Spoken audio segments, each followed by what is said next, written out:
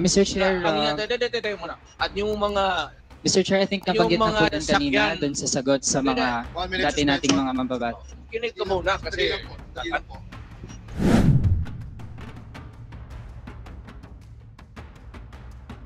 You have 10 minutes. Thank you, Mr. Chair. Mr. Chair, tanong po natin sa dating Pangulo Rodrigo Duterte. Gusto po nating i-confirm kung totoo na matapos mag-testify dito sa Quad Committee si retired Colonel or dating Colonel Garma, Rina Garma, totoo po ba na tumawag si dating Pangulong Rodrigo Duterte sa kanya para ipaliwanag kung bakit INC members kagaya ni Colonel Leonardo ang mainam na ilagay sa key roles dun sa war on drugs? I will not do it. And I will never do it. And I did not do it. Hindi ako explain sa pulis kung ano ang ginawa niya. Ikaw ang managot niyan, hindi ako. Kung may order ako sa pulis, gawain mo yan. At pagka pumutok yan, iyo yan.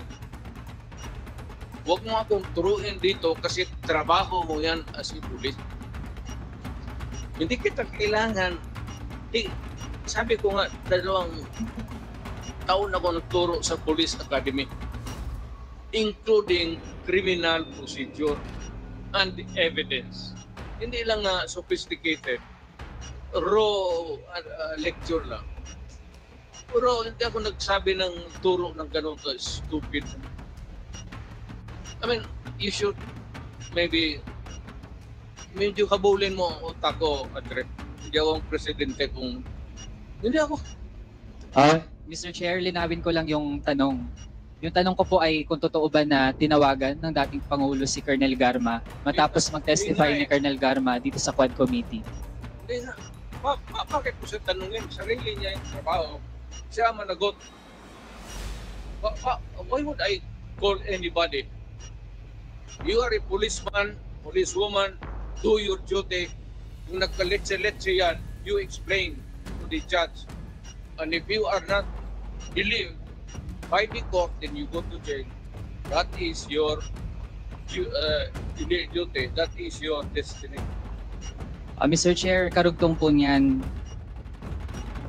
tama po ba na pinaliwanag na kaya napili si Colonel Leonardo para sa isang key role doon sa war on drugs ay dahil mapagkakatiwalaan siya sa pera?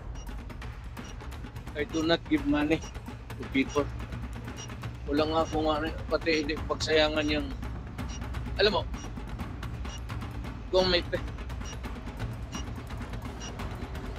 pera man ako sa city government, I'd rather buy rice for the yung police, may sweldo yan. Kung may operation, magsabi sila, bigyan ko. That's the most that I can do. Kasi magsabi, out of the province, out of the city, you would need gasoline. Alam mo ba, baka, what time malaman mo? Alam mo ba na noon ang police walang gasolina? And there are stations na walang gasolina ang police. Alam mo ba yan? Mr. Chair, tayo muna. At yung mga Mr. Chair, I think nabanggit na po din kanina sakyan. doon sa sagot sa mga 1 minute dati nating mga mambabat. kinig ka muna kasi Dali lang po. Thank you, Mr. Chair. Mr. Chair, sa dating hearings ng Quad Committee, retired Police Colonel Edelberto Leonardo confirmed na merong reward scheme for police personnel under the drug war of former President Rodrigo Duterte. At meron din pong isang interview mismo sa dating Pangulo na kaya gusto niya ay INC, yung merong key roles sa drug war, ay dahil nga kapag INC daw, mapagkakatiwalaan sa pera. So gusto po nating ma-confirm, given the presence of the former President, kung totoo yun na INC yung mapagkakatiwalaan sa pera para dun sa reward system.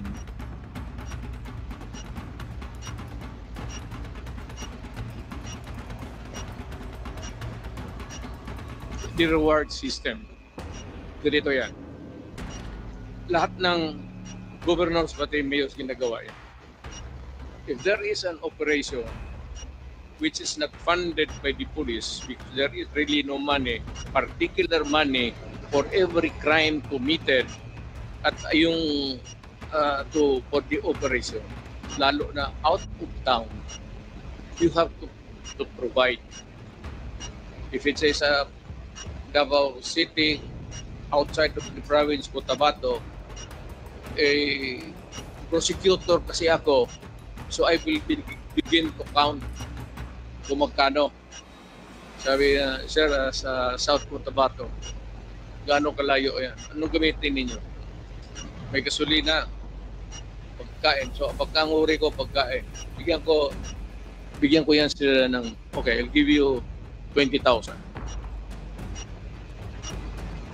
Magamit nila yan, gamitin nyo yan.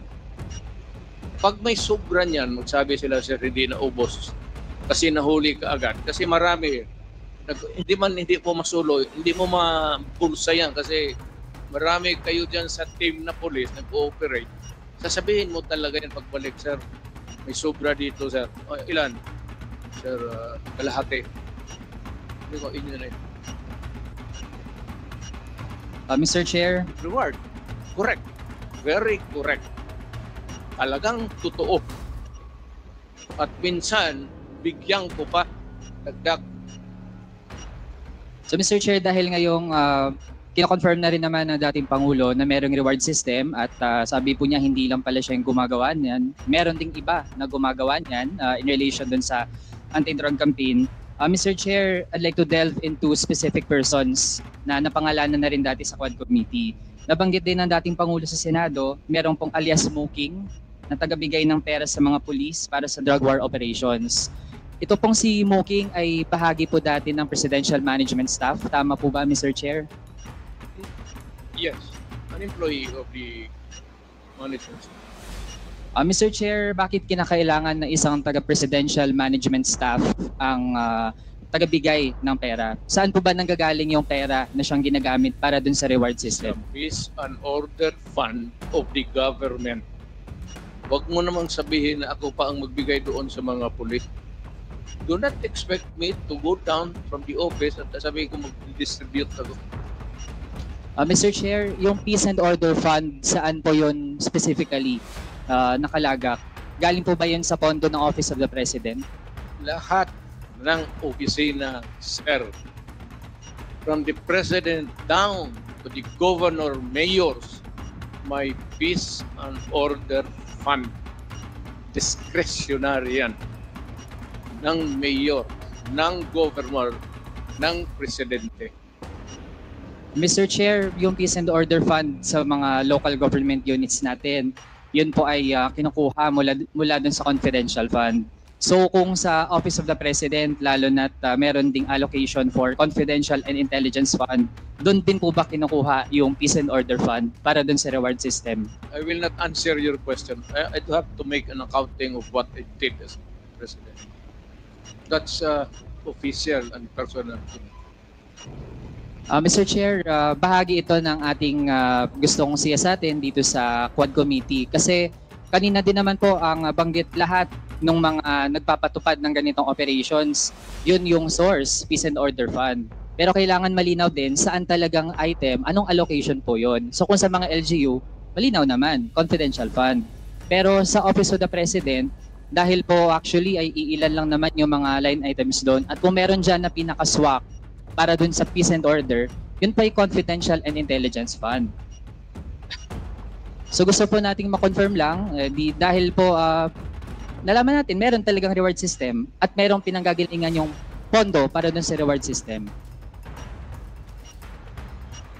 Sir, sandali. Medyo papahingin mo lang ako na. 1 minute suspension. Kaya tinawag yan, sir, ng intelligence pati confidential.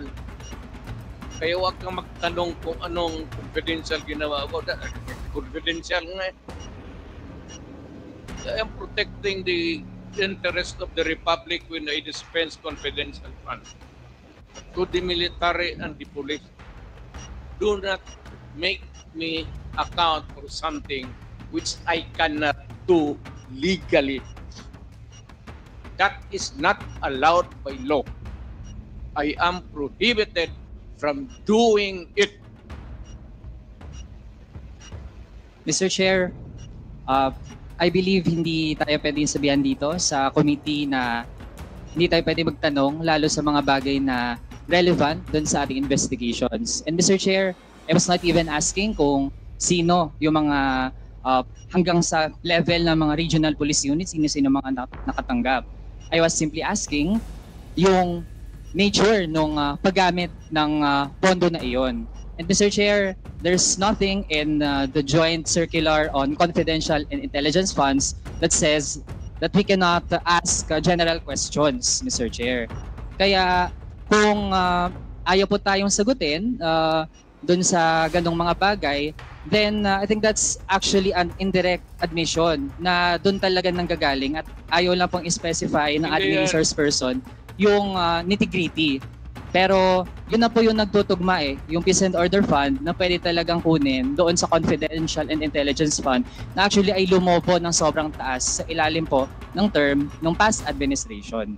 So actually po, we gave our resource person a chance to answer pero nagdi-deviate po mula doon sa paano talaga sana sagutin ng diretso kasi simple lang naman po yung tanong kung doon ba kinukuha. Okay, let me answer you. Chance to answer. You are asking as if you are from the COA. Hindi ka naman COA. Hindi kita sagutin ng tama kasi wala rin akong alam. COA, kailangan mo ng report. So you have to bring the papers. You're asking questions that are pertaining to COA. Ano? Hindi naman ako COA. Mayor ako tapos presidente. Sige, Mr. Chair, I won't belabor the point pero tingin ko ang mga kababayan natin yung makakausga. Malinaw naman po na wala po sa aming dalawa yung taga-COA pero mismo po nasa memorandum circular din naman na dapat ay ipatupad ng COA na dapat ay kung mayroong mga ahensyang nabibigyan, nag-grant ng Confidential and Intelligence Fund, dapat po hindi nga yan in the first place nakatago mula sa mga kababayan kasi the fact na nakatago po yan, ito po yung nangyari. Nagamit po ang pondo na yan para dun sa mga extrajudicial killings na kumitil ng buhay ng mga kapwa nating kabataan, magiging yung tens of thousands ng mga pamilya na actually ay hanggang ngayon nagdurusa at walang hustisya. So kasunod nating tanong Mr. Chair dun sa paano ba nabubuo yung mga drug lists ng itong tina-target ng war on drugs ng dating administrasyon. Sino po ba yung mga nagbuo ng drug list? At ito yung mga kasama dun sa tina-target ng war on drugs ng dating administrasyon.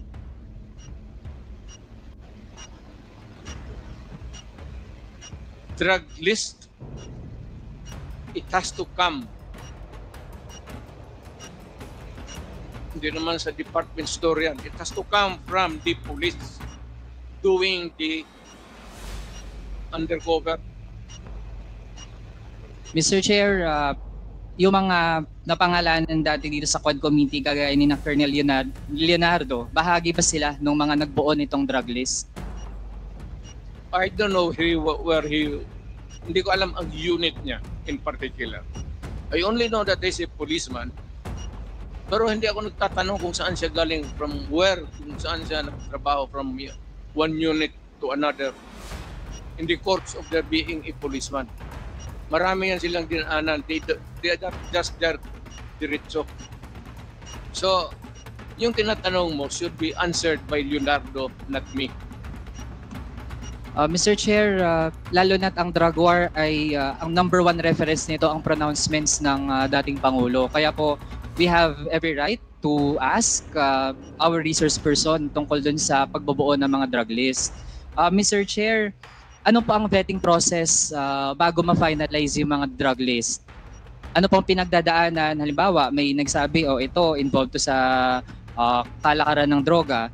Paano po natitiyak na yung final na version ng listahan, yun talaga ay yung mga merong sapat na batayan para masama dun sa listahan? Wala akong vetting committee as president or mayor. Trabaho ng pulis yan. Hayaan mo sila sa trabaho nila. Tama man o mali, kanila yan. ako dito sa aking trabaho, tama o mali, sagot ko. Pero yung vetting, bakit? What? Ang mayor mag-vet pa? You want to say that I have to tatanong pa ako ulit to make a second investigation or a second guess? Do you expect me to do that? Mr. Chair, Wala ka bang mayor na kilala? Magtanong ka muna. Mr. Chair, exactly, precisely. Kaya po tayo nagtatanong kasi kung walang vetting process, edi paano po yun kapag meron palang nasama? Sinama lang halimbawa ng isang pulis dahil tingin niya mataas yung reward, kaya mainam na patayin nila yun kasi sasabihin lang ng dating Pangulo na siya bahala. Tapos pag napatay, makiklaim yung reward at okay lang kasi hindi talaga na-check kung yun ba talaga ay merong key role dun sa illegal drug trade. So with that, Mr. Chair, sabi din po kanina kasi yung mga high value targets, yun talaga ang dapat mangyari dun, patayin. So Mr. Chair, gusto nating malaman lahat po ba ng mga high value targets dun sa drug list na hindi na vet, lahat po ba yun ay merong unlawful aggression na ginawa noong sila ay gustong tugisin ng pulis? Okay.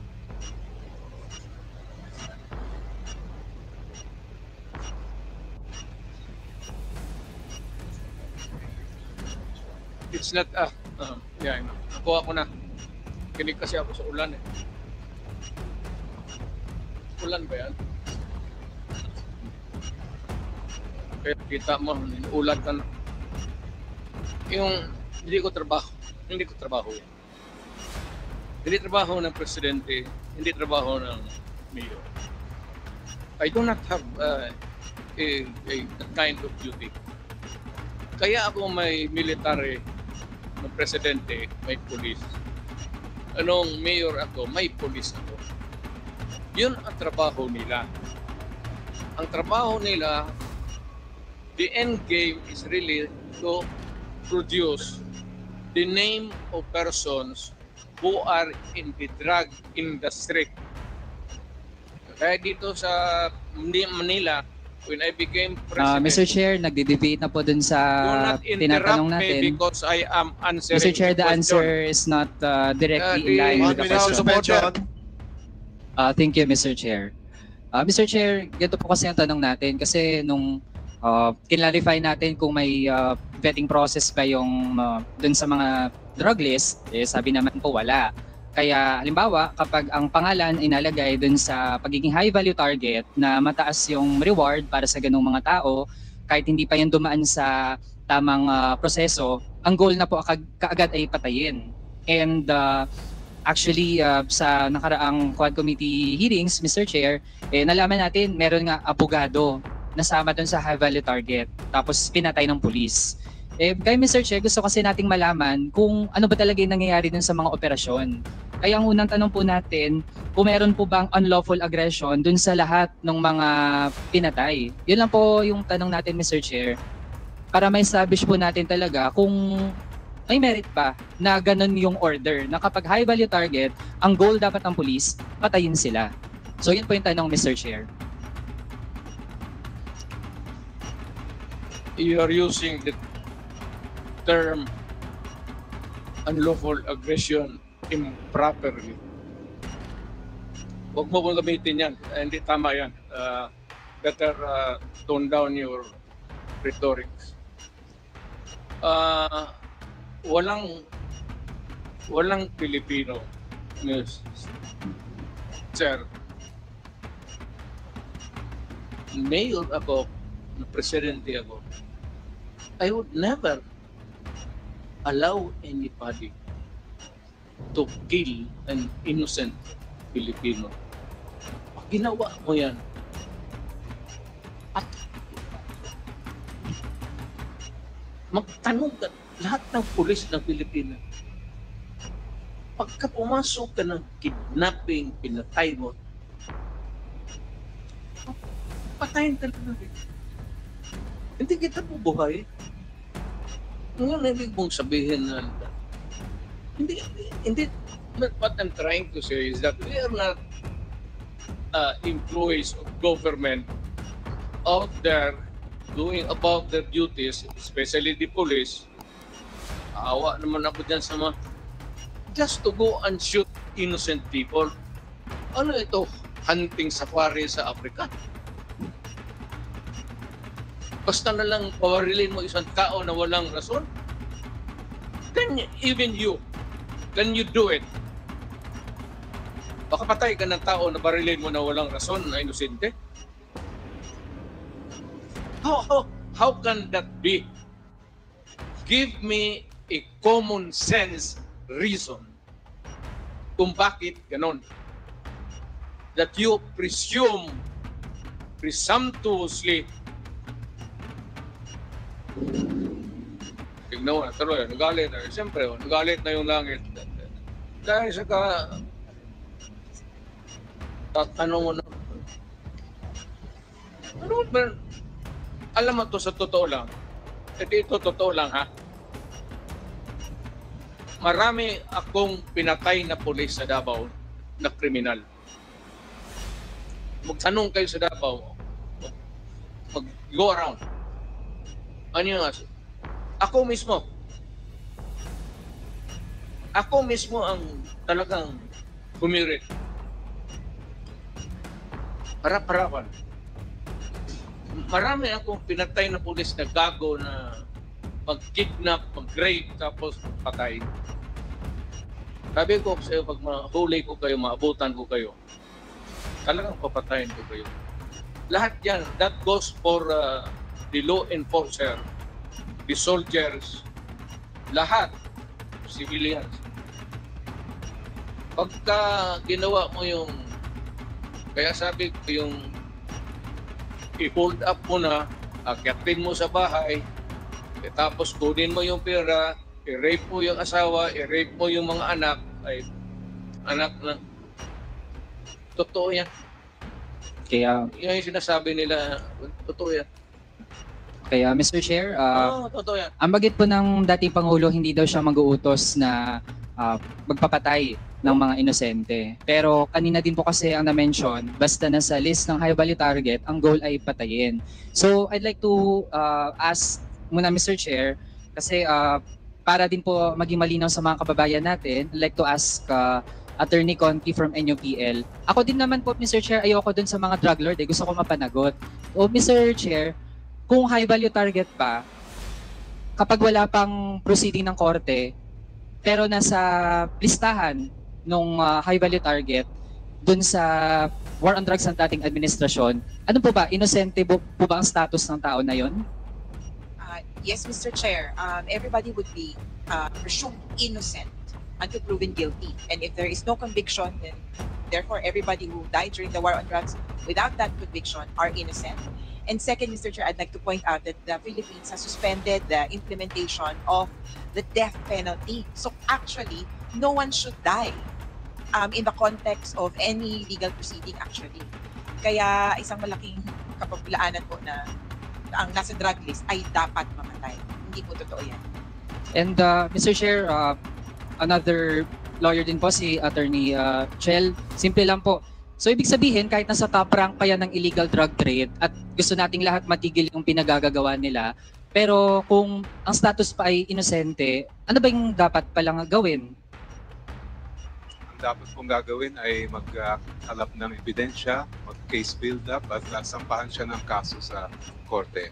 Yun din po yung naging problema sa mga drug list. Ang napagtestiguhan ni PIDEA Chief Lasso ng isang hearing natin dito, ay sabi niya of the 6,000 plus na pangalan na nasa drug list, ay hanggang ngayon ang na-validate lang po ay 1,500. At meron pa ngang mga ilan na pangalan doon na dinagdag na lang after sila ay na-neutralize o pinatay.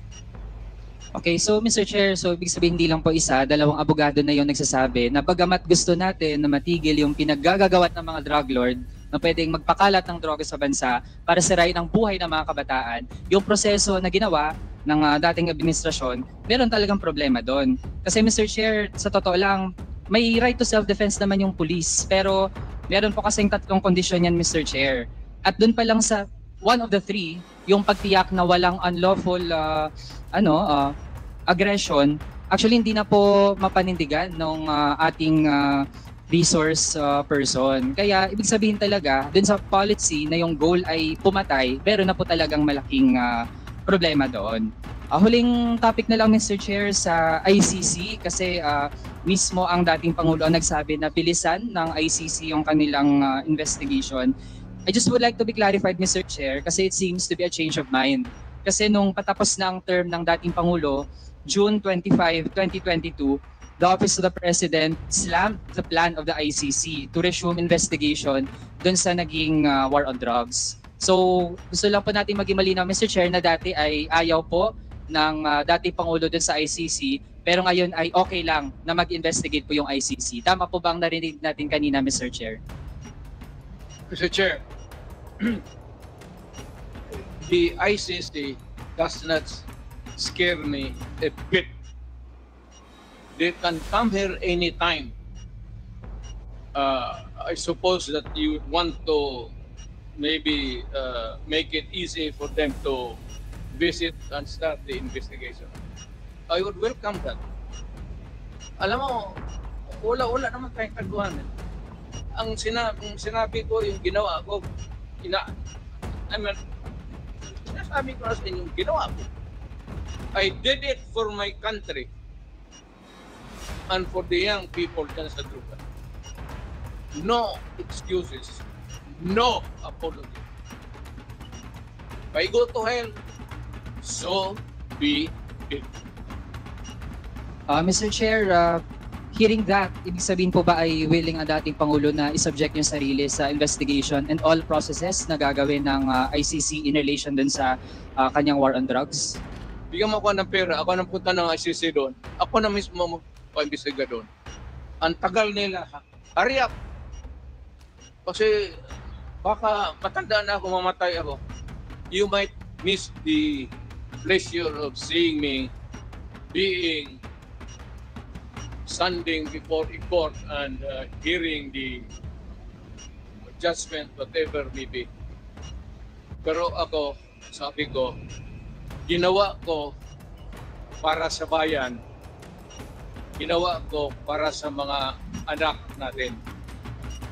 Hindi, you never know kung ano yung resulta sa mga droga sa mga bata. You never know the sacrifice of the parents. You'd never know the misery. And kita mo naman sa lahat ng Pilipinas. And you'd never understand the suffering of a parent or a brother or sister na nakita niya naggunggong na ang anak niya. Pinaaral mo, kindergarten, grade school, high school, pagdating sa college, bigyan mo ng droga tapos naggunggong na, and you render the human being inutil. Yan ang masakit sa akin nung na-mayor ako. Kasagsagan yun ng droga. Hindi ko katanggap-tanggap.